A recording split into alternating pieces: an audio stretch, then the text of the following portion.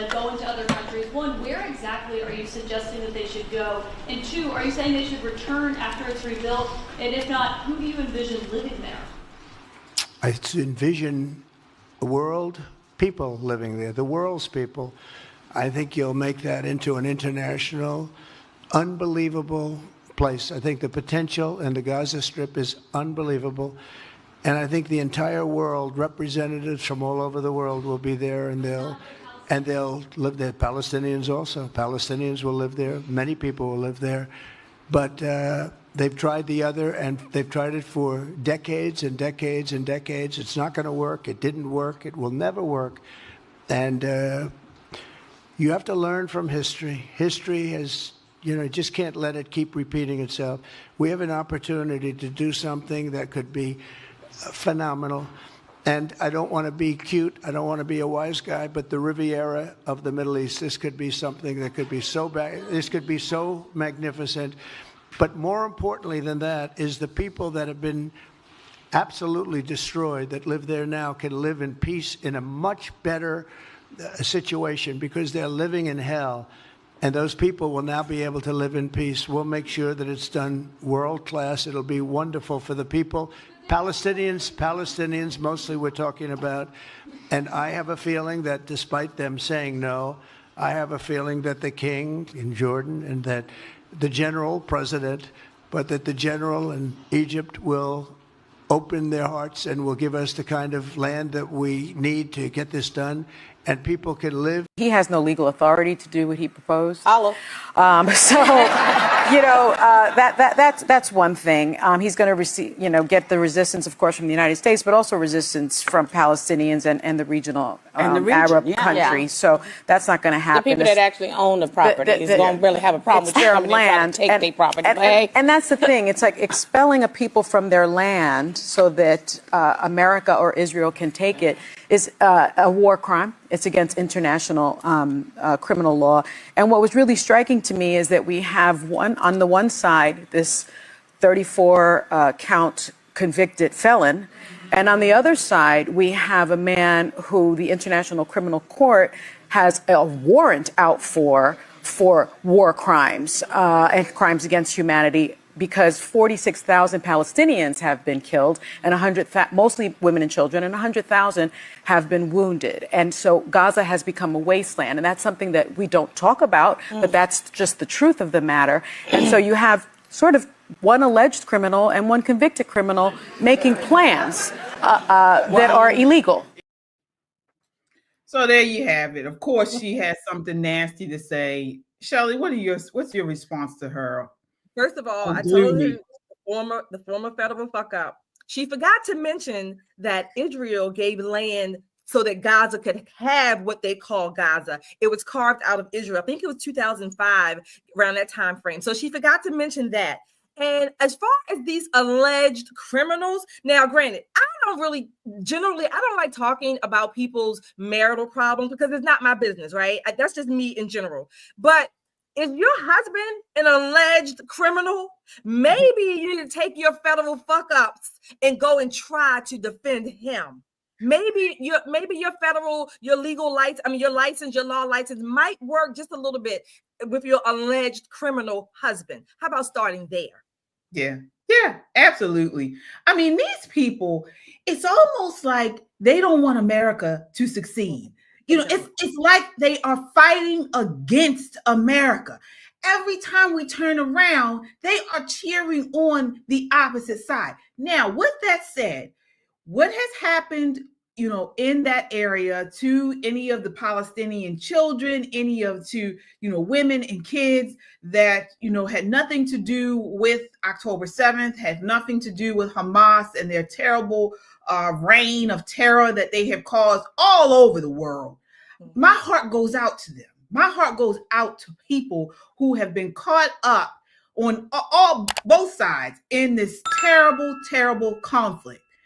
I am praying that God and the Prince of Peace bring peace in that area.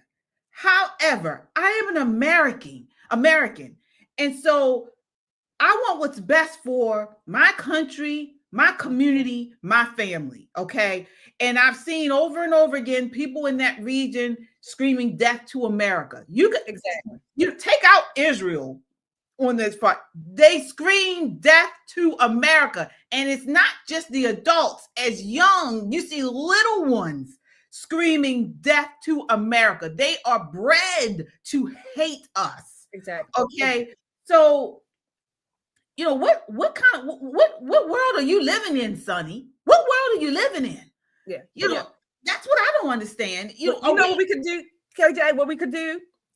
The Israeli and the American, I guess I'm going to say military, United Nations, whatever, go in and put up a border, so to speak, a guard.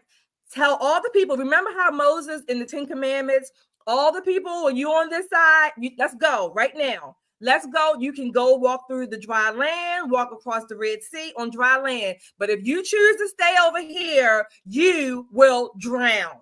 So make a protective lane, if you will. Get the people out. Let them go out so that the terrorists can't stop them and torture them for trying to leave. Give them a chance to get out. All the innocent people in Gaza, the people who want a better life, who want to live in peace, like you said, let them give them a chance to get out. Make the deals, if you will, with Jordan and Egypt and other countries, UAE, to allow these people to come, these displaced asylum seekers, if you will. Let them come, live. You know, we will help get them settled. But those bastards that want to stay and cause harm and mayhem, you have to go. This is your last chance. We're tired of making all of these accords, and we're tired of the Camp David appeals and all of these things. And every time they are broken by the terrorists, the Palestinian Authority, Hamas, Hezbollah, whomever, people are tired. People just want, most sane people, again, whether or not you are Muslim, Christian, or Jewish, they want to live in peace. They want to be able to raise their families and children, or maybe you don't have children, whatever it may be. You want to work. You want to live a productive life. You want to volunteer in peace, in relative peace and safety. We are sick of it. Sick of it. And the Sunny Hostins of the world and those radical women we saw at the beginning, they don't want that. They want to use these people in their lives and their innocence as sort of just latch onto them for their own, I'm going to say use them again. They just want to do it for their own benefit, and their benefit is to keep them, these radicals, in power. Exactly. Because let me tell you something. If they really cared about women and kids, and as they say, brown and black faces, brown and black babies, brown and black women, brown and black men, they'd be down in Baltimore protesting down here, or Philly, or Chicago, talking about, we just had a grandmother, a black grandmother, gunned down in the middle of the street this week here in Baltimore. And this story is not this not only in here. This has happened in cities all across this country. We need help here. We're not over there worrying. And Trump already said, he said there would be no boots on the ground from us here. He said that he would get other people. This is what he's saying. He would get other people to pay for any construction, anything that goes on over there. And so on and so forth. So, folks, you know, we got to start caring about America first. We got to start caring about our people and stop worrying about what's going on over there. And we need to stabilize that area because they want death to Americans. Exactly. That's us. Exactly. Give them a chance. I mean, look what Trump did with the Israeli peace deal. I mean, they don't even talk about that because they don't want this man to win. He actually negotiated a peace deal when he was in office. He didn't get the Nobel Peace Prize for that because they didn't want to give him credit. But he had negotiated a peace deal in that region, you know, and they didn't acknowledge it. So I say give him a chance. I say give him a chance. It can't hurt. Right, the Abraham Accords. They don't even talk about it. Nope. The Abraham Accords. He negotiated that all. He and it was actually not Ivanka. What's his daughter's name? Jared Kushner. Yeah, right. Jared Kushner's his daughter's husband. helped negotiate that. That was a great peace deal. We had no terror attacks under President Trump. Soon as he got out of office, we're seeing everything blow up. Right. So I say give him a chance. Give him a chance. But they don't want to see that. They don't want to see this stuff happen. And so we will continue to talk about this. Let me see here, folks. So thank you guys so much. I see you all joining our Freedom Seekers Club. Thank you so much. I see Tyrone Rowe says, brown eyes, not everything. Closing on my second land deal development next week. Congratulations, Tyrone. Congratulations. Laura, she's a freedom seeker, says prayers for the grandmother. Yes, prayers for her. Can you imagine? And it was all over an incident that happened at a high school basketball game, is what the news reports are stating right now. It happened in the middle of a thoroughfare at the stoplight. The light was red. It happened in the middle of, I think it was almost rush hour, give or take, somewhere around that time. In the not broad daylight, but in the middle of a busy intersection. They got out of the car, one car, and shot this woman. Right. It was several people in the car were shot. Yeah. But the grandmother was one that did not. She sustained injuries and died. So, folks, we got a lot to do. We got to think about what's going on over here now.